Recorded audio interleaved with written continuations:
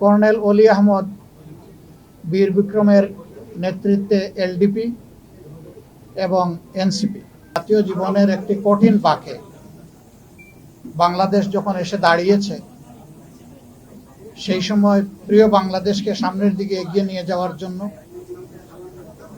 একটি শোষণ বৈষম্যহীন, দুর্নীতিমুক্ত, মানবিক বাংলাদেশ গড়ার জন্য ন্যায় এবং ইনসাফের ভিত্তির উপর সমাজকে দাঁড় করানোর জন্য অঙ্গীকার নিয়ে আপনারা জানেন এতদিন ধরে 8টি দল একসাথে আমরা কাজ করে আসছিলাম।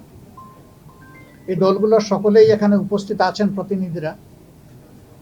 তার সাথে আলহামদুলিল্লাহ আজকে আরো 2টি দল আমাদের সাথে সম্পৃক্ত হয়েছেন। জনাব কর্নেল অলি আহমদ বীর বিক্রমের নেতৃত্বে এলডিপি এবং এনসিপি।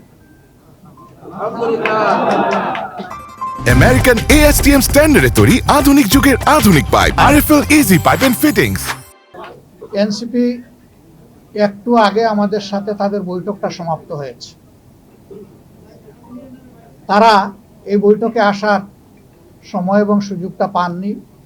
তাছাড়াও দলীয় পরিসরে তারা একটা মিটিং করে আজকে রাত্রেই আমাদেরকে তারা জানিয়েছেন যে তাদের এখানে সম্পৃক্ততার ব্যাপারটা তারা আপনাদেরকে পরিষ্কার জানিয়ে দিবেন ইনশাআল্লাহ। তাদের আহ্বায়ক নাহিদ ইসলাম সরাসরি কথা বলেছেন আমাদের সকলের সাথে, আমরা উপস্থিত ছিলাম এবং তিনি তাদের সিদ্ধান্ত আমাদেরকে অবহিত করেছেন। তারা আরেকটি প্রেস কনফারেন্স করে তাদের সিদ্ধান্ত আপনাদেরকে ইনশাআল্লাহ জানিয়ে দেবেন। আমরা কিসের ভিত্তিতে একত্রিত হয়েছি, আমাদের লক্ষ্যের কথা আমরা বলেছি। এটা আমাদের একটি মজবুত নির্বাচনী সমঝোতা। সারা বাংলাদেশের 300 আসনে আমরা বসে নিজেদের মধ্যে আলাপ আলোচনার মধ্য দিয়ে বিভিন্ন আসন আমাদের মধ্যে আমরা নির্ধারণ করেছি।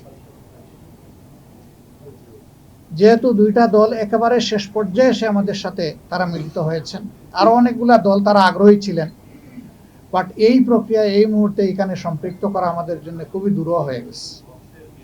অনেকের আগ্রহ থাকা সত্ত্বেও আমরা সেভাবে তাদেরকে সম্পৃক্ত করতে পারছি না। আমরা তাদের কাছে দুঃখ প্রকাশ করছি, কিন্তু জাতীয় জীবনে ইনশাআল্লাহ আমরা তাদের সাথে একসাথে কাজ করব এই জাতিকে গড়ার জন্য ইনশাআল্লাহ। আমাদের আসন সমঝোতা অলমোস্ট কমপ্লিট। সামান্য একটু বিষয় যেগুলো রয়েছে আমরা আশা করছি এইটা নমিনেশন ফাইল করার পরই আমরা সেটাও ইনশাআল্লাহ আলাপ আলোচনার ভিত্তিতে সুন্দরভাবেই সমাধান করতে পারবো। আপনারা দোয়া করবেন, এই ক্ষেত্রে কোনো সমস্যা হবে না। এই ব্যাপারে আমরা খুবই আস্থাশীল।